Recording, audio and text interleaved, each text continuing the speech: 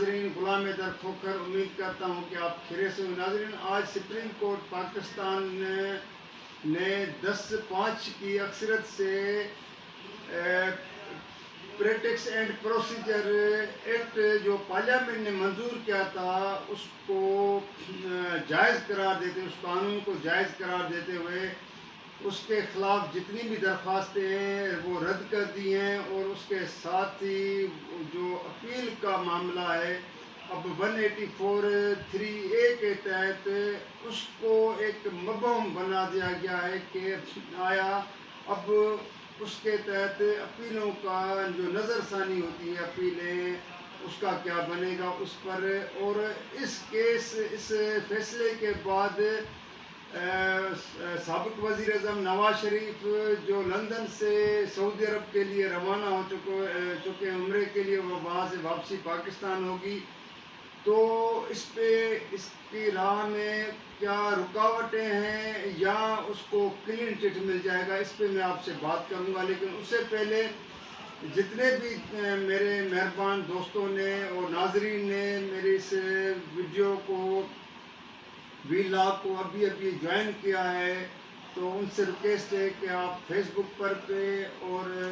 YouTube پر پہ جا کے اس کو آپ لائک بھی کر سکتے ہیں، شیئر بھی کر سکتے ہیں، سبسکرائب بھی کر سکتے ہیں، اور کمنٹس میں آج ضرور یاد کیا جو ہے نا آپ اپنے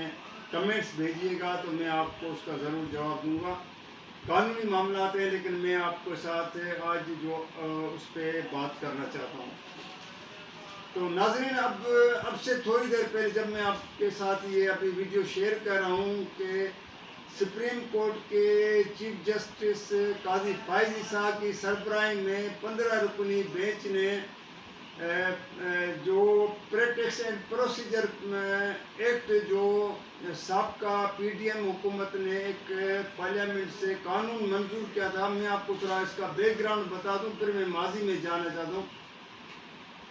کہ اس کے یہ تھا کہ chief justice supreme court is خود کسی بھی چیز کا نوٹس نہیں لے سکتا ہے، اور کسی بھی کیس کی سماعت کے لیے اس کو تین ججز کے ساتھ، جو سپریم کورٹ کے سینئر ججز ہیں اس کے ساتھ اس کی مشاورت کر کے بینچ تشکیل دینا چاہیے۔ یہ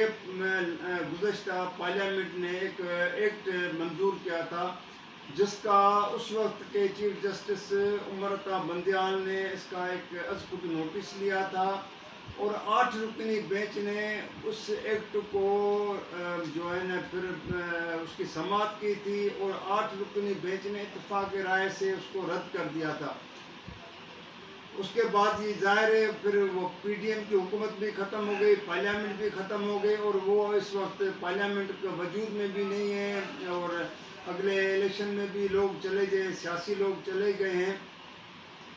تو سپریم کورٹ کے جو اب نئے چیف جسٹس قاضی فائز عیسیٰ صاحب آ گئے ہیں، تو اس نے پہلی فرصت میں اس کیس کی سماعت کی ہے، اور اس نے 15 رکنی بینچ تشکیل دیا جس نے 5 ہیئرنگ کی ہے اس کیس کی، اور لائیو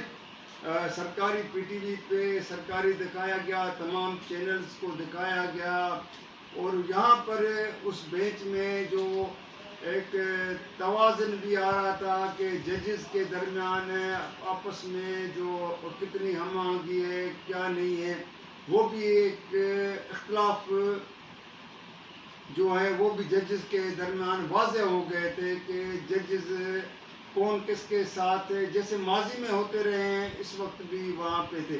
لیکن اب کیونکہ وہ سماعت مکمل ہو گئی اور چیف جسٹس قاضی فائز عیسیٰ کی سربراہی میں جو 15 رکنی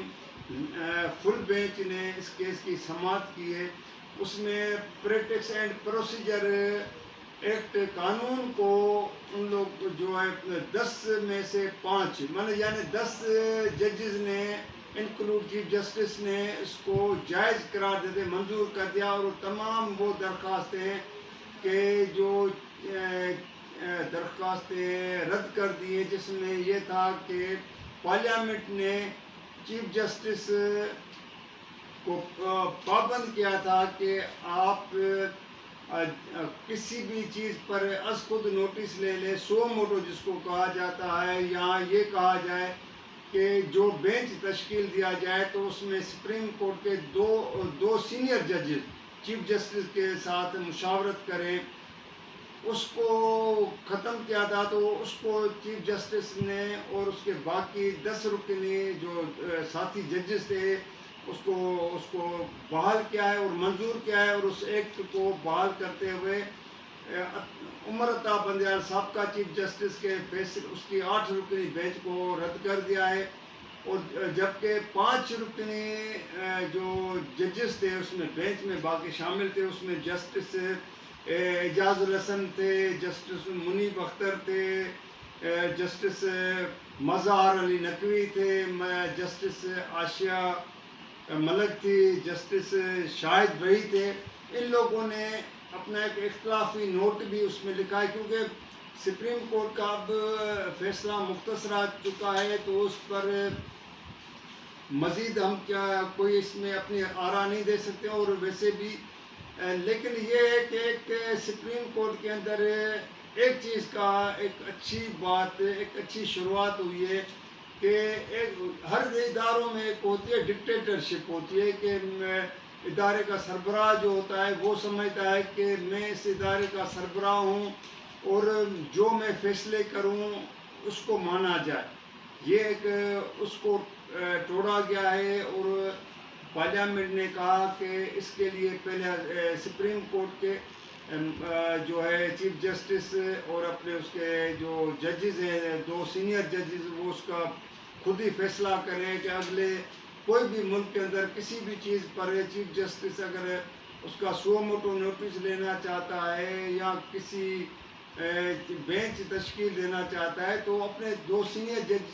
ججز کے ساتھ اس کو جو ہے اس کی مشاورت کرتا ہے. لیکن یہاں پہ ناظرین میں سب سے جو امپورٹنٹ بات ہے میں وہ آپ سے بات کرنا چاہ رہا ہوں کہ دلچسپ بات یہ ہے کہ 5 سماعتیں ہو چکی ہیں اس کیس میں، اور اس کیس میں ججز کے جو آپس میں اختلافات وہ بھی آپ کو نظر آتے ہوئے ریمارکس کے تھرو نظر آئے ہیں، کسی اور حوالے سے آپ کے ساتھ سامنے نظر آئے ہوئے ہیں کہ ججز کی نوک جھوک بھی ہوتی رہتی ہے. کہیں پر چیف جسٹس نے اپنے ججز کو ٹوکتے ہوئے روکا بھی ہے، لیکن کیونکہ ظاہر ہے ایک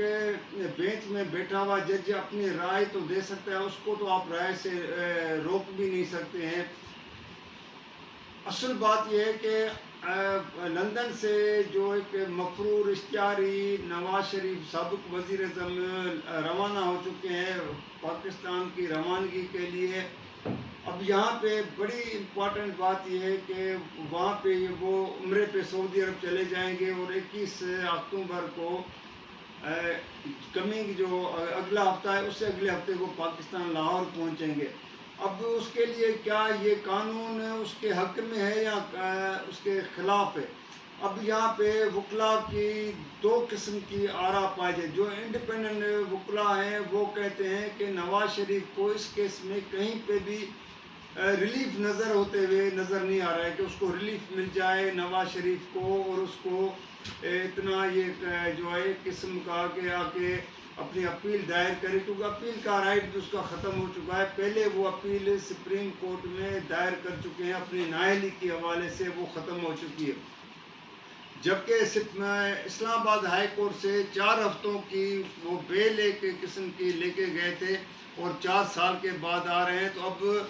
یہاں پہ سوال پیدا ہوتا ہے کہ ایک اشتہاری مفرور اسلام آباد ہائی کورٹ میں اپنے آپ کو پیش کرتا ہے نہیں کرتا ہے، قانون اس کے لیے اس کو کیا اجازت دیتا ہے. اگر نواز شریف قانون کی پاسداری نہیں کرے گا اور اس کو فالو نہیں کرے گا، مینار پاکستان میں جا کے جلسہ کرے گا، تو پھر یہ قانون کوئی اور اس کو نہیں مانے گا. کیونکہ یہ خود اب نہ صرف قاضی فائز عیسیٰ نے جو اپنے اختیارات وڈرا کر لیے، یہ پہلی مرتبہ ہے کہ سپریم کورٹ کے چیف جسٹس نے اپنے اختیارات جو ہے نا وہ خود دوسروں کو دے دیے. یہ بہت بڑی ایک چیز ہے. لیکن یہ ہے کہ اگلا کیا اقدامات اٹھاتے ہیں کہ ایک مفعول کو اس کو جانے دیتے ہیں, کیا کرتے ہیں. تو ناظرین آج یہاں پہ میں صرف ایک چیز آپ سے یہاں پہ بات کر کے ختم کروں گا اگلی ویڈیو کے لیے, کہ 97 میں بھی نواز شریف ہی نے اسی طرح جو ہے نا ایک سپریم کورٹ پہ حملہ کیا تھا, چیف جسٹس کو ہٹایا تھا, اور اسی طرح اس نے ایک مائنارٹی جج کو چیف جسٹس بنایا تھا, سعید جمال صدیقی کو. اب وہ ایک مرتبہ دوبارہ ایک تاریخ دہرائی جا رہی ہے. اب اس کا فیصلہ تو قانون کرے گا, اگلے آنے والے دن کریں گے. لیکن اگر آپ کو یہ میں وہی کہوں گا کہ میری ویڈیو کے ساتھ آپ رہتے ہیں تو آپ کی بڑی مہربانی. تو میں اگلے کسی اور موضوع کے ساتھ نئی ویڈیو کے ساتھ آپ لوگوں کے ساتھ انشاءاللہ کل پھر میں حاضر ہوں گا. جب تک کے لیے اجازت دیجیے گا. اللہ حافظ.